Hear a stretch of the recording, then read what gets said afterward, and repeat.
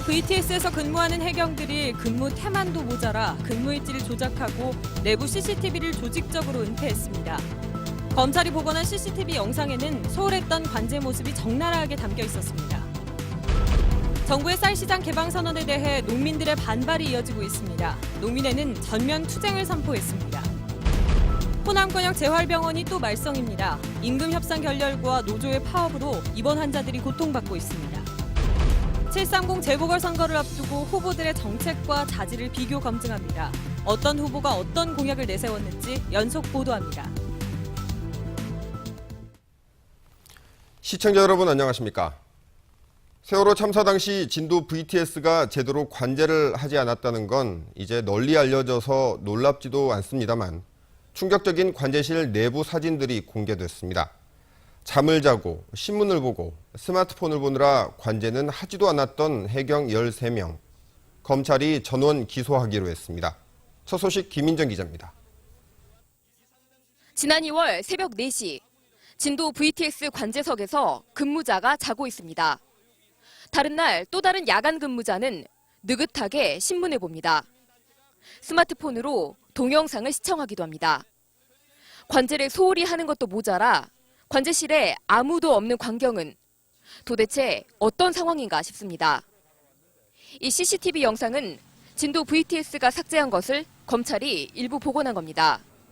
반드시 2인 1조로 관제해야 했지만 한 명만 근무했고 그나마도 자고 놀고 자리를 비웠습니다. 세월호 참사 10여일 전에는 근무 태만으로 선박 충돌 사고가 발생했고 감찰 결과 경고와 재발 방지 교육을 받았지만 고치지 않았습니다. 오히려 두 사람이 근무한 것처럼 교신 일지를 조작하고 관제실을 찍어야 하는 CCTV를 창문 쪽으로 돌려놨습니다. 세월호 참사가 난 뒤에는 진실을 감추기에 급급했습니다. 관제를 소홀히 한 모습이 찍힌 CCTV를 떼어내서 녹화된 영상을 삭제했습니다. 이런 근무 행태가 사고 당일 골든타임을 놓치는데 결정적이었다고 판단한 검찰은 진도 VTS 13명 전원을 모두 기소했습니다. MBC 뉴스 김민정입니다. 정부가 쌀 시장을 개방하겠다고 선언한 데 대해 농업계 안팎의 반발이 이어지고 있습니다. 농민들은 쌀 시장 개방을 세월호 참사, 인사 참사에 이은 식량 참사라고 규정하고 결사투쟁을 선포했습니다. 먼저 조현성 기자입니다. 성난 농심의 농민들이 울분을 참지 못하고 거리로 나왔습니다. 쌀 전면 개방 저지를 위한 투쟁 선포식. 농민들은 정부가 끝내 농업과 식량 주권을 포기했다고 성토했습니다. 이 나라를 생각하는 정부가 아니고 이 민족을 생각하는 정부가 아니고 우리 농민들을 없이 여기는 반민족적인 행위를 하고 있는 이 나라 정부입니다. 농민들은 이어 투쟁 선포문을 통해 농촌 곳곳에서 저항의 깃발을 올리고 9월에는 대규모 농민 항쟁에 나설 것이라고 밝혔습니다. 농민을 죽이고 농업을 죽이고 하는 박근혜 정부, 이 정부와 끝까지 우리는 투쟁할 수뿐이 없습니다. 집회를 마친 농민들은 새누리당 시도당 당사를 찾아 쌀과 모를 던지며 항의 집회를 이어갔습니다. 농민단체는 이번 주 권역별로 논 갈아엎기 투쟁에 나설 예정이어서 당분간 쌀 관세화를 둘러싼 반발이 계속될 전망입니다. MBC 뉴스 조현성입니다. 네, 쌀 관세화 정부 선언이 뭐가 문제고 또 농민들은 왜 이렇게 강경하게 나오는지 농민들의 이야기를 좀 더 들어보겠습니다. 농민회 광주전남연맹 정학철 사무처장 나오셨습니다. 안녕하십니까? 네, 반갑습니다. 네. 먼저 농민들이 정부의 쌀 관세화 방침을 반대하는 가장 핵심적인 이유 어떤 것입니까? 네, 쌀 관세화는 쌀 시장을 전면 개방하는 것입니다.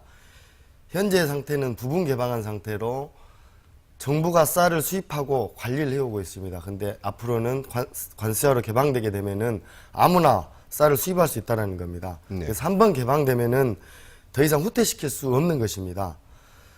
더군다나 쌀 협상은 올 10월부터 시작될 예정입니다. 그런데 이해 당사자인 미국, 중국 등과 이 협상을 시작하기 하지도 않았는데 미리서 쌀 관세를 선언한 것은 앞으로의 협상을 포기한 것이나 다름이 없습니다. 네.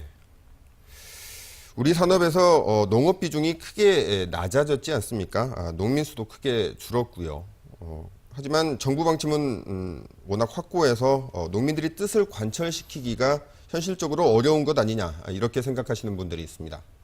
네, 쌀은 우리 농민들만의 문제가 아니라 우리 국민들의 주식인 식량 주권의 문제입니다.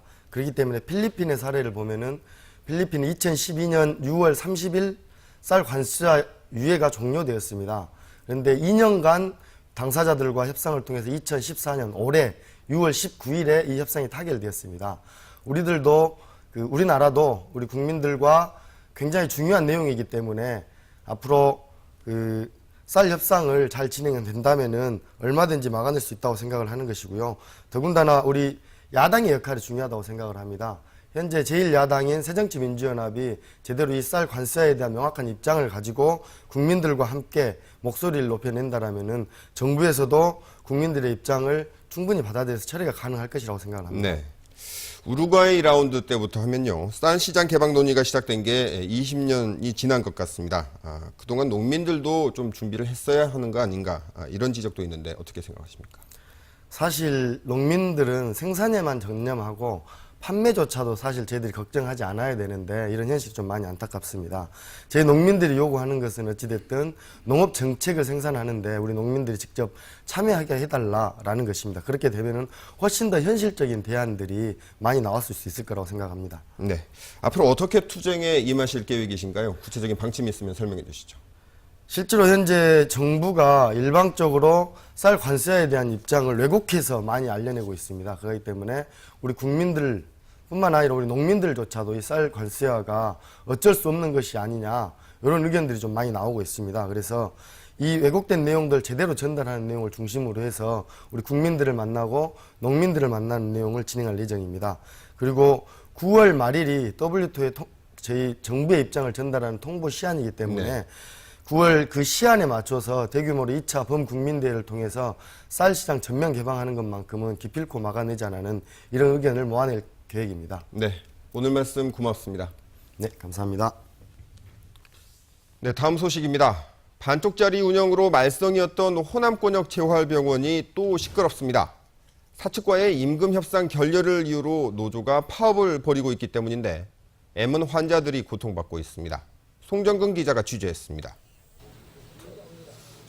뇌출혈로 쓰러진 뒤 최근 이 병원에 입원한 환자입니다. 지난주 금요일부터 치료를 제대로 받지 못해 관절이 굳을 수도 있는 상황입니다. 치료를 안 받게 되면은 관절 같은 게 자꾸 굳게 되거든요. 그래서 이게 장기적으로 간다 하면은 저희들도 어찌 다른 병원에 갈 수도 있기는 하겠지만은 일을 하다 추락해 척추를 다친 정병문 씨도 물리치료 등을 받지 못해 다리 통증이 더 심해졌습니다. 치료를 계속 받다가 안 받아보니까 다리도 이제 더 통증이 심해져 버리고 좀 불편한 점이 많죠. 간호사와 치료사들로 구성된 병원 노조원 대다수가 지난 금요일부터 파업에 들어갔기 때문입니다. 그 사이 일부 환자는 참다 못해 다른 병원으로 옮겼습니다.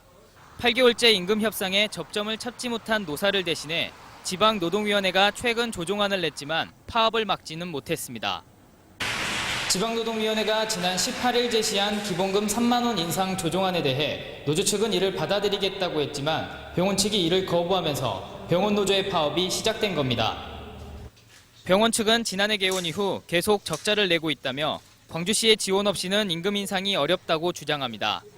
하지만 병원의 관리 감독을 책임지고 있는 광주시는 위수탁 협약에 포함되지 않은 지원은 불가능하다며 선을 그었습니다. 대학으로서 그 법인 수탁자로서 또 해야 될 역할이나 이런 것까지 같이 고민을 해야 되는 거지, 그게 일괄적으로 모든 게 다 시가 그걸 다 답을 내야만 하는 그런 상황은 아니라는 거죠. 호남권 재활병원에 투입된 국시비는 모두 300억 원. 개원 이후 반쪽 운영과 병원 지원 여부로 광주시와 병원 측이 맞서면서 환자는 뒷전으로 밀리고 있습니다. MBC 뉴스 송정근입니다. 21명의 사망자를 낸 장성 효사랑 요양병원 사고와 관련해 열린 첫 재판에서 병원 이사장 등 피고인들이 자신의 혐의를 부인했습니다. 오늘 광주지법에서 열린 공판에서 요양병원 이사장 이모 씨 등 피고인들은 야간 당직 인력을 적게 배치하고 비상구와 소화기 관리를 허술히한 사실은 인정하면서도 이것과 대형 인명피해는 직접적 인과관계가 없다고 주장했습니다. 또 스프링클러나 피난시설은 법적 설치 의무 대상이 아니라며 도의적 책임은 있을지 몰라도 법적 책임은 없다고 주장해 향후 치열한 공방을 예고했습니다.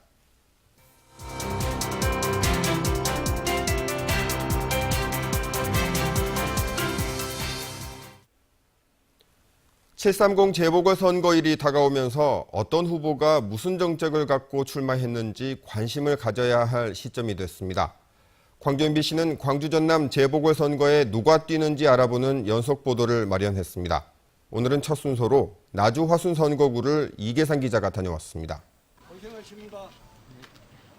나주 화순 선거구에는 여당과 야당 그리고 무소속 후보가 출사표를 던졌습니다. 새누리당 김종우 후보는 나주 동광농협조합장을 8년이나 역임한 원조 농민운동가라는 점을 강조하고 있습니다. 이 같은 현장 경험을 바탕으로 농도인 나주 화순의 발전을 이끌고 나주와 화순, 광주를 연결하는 경전철을 건설하겠다는 공약을 내놨습니다. 집권당을 하기 때문에 짧은 기간이지만은 우리가 원하는 대로 지역 발전을 시킬 수 있는 원동력이 되는 것입니다. 새정치민주연합 공천을 받은 신정훈 후보는 농민운동에 헌신해왔고 민선 3, 4기 나주시장을 지냈습니다. 재임 기간에 광주 전남 공동혁신도시를 유치하고 전국 최초로 학교 급식 조례를 제정한 경험을 살려 서울과 지방이 고루 잘 사는 분권 국가를 만드는 일에 앞장서기로 했습니다. 중앙정치에 가더라도 구호나 정치적인 이슈가 아니라 현장의 민생 문제, 현장의 지역 발전의 문제를 누구보다 잘 풀 수 있는 그런 책임자라고 생각하고 있습니다. 무소속 광백수 후보는 세무사와 경기도의원 경력을 강조하며 나주 화순 경제 살리기 역점을 두고 있습니다.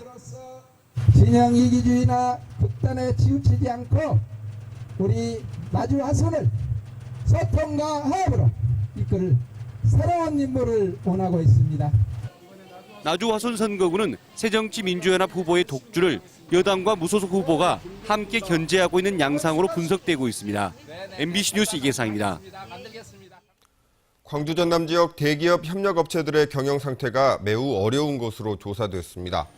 중소기업 중앙회 광주 전남 본부가 대기업 협력업체 91곳을 대상으로 2, 4분기 경영 상태와 애로 상황을 조사한 결과 전체의 40.7%가 경영 상태가 어렵다고 답했습니다.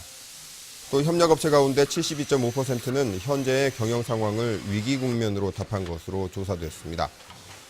경영 상태가 어렵다는 이유로는 대기업의 납품 물량 감소가 48.6%로 가장 많이 차지했고 내수 경기 침체 43.2%, 대기업의 일방적 납품 단가 인하 요구 24.3% 등으로 나타났습니다.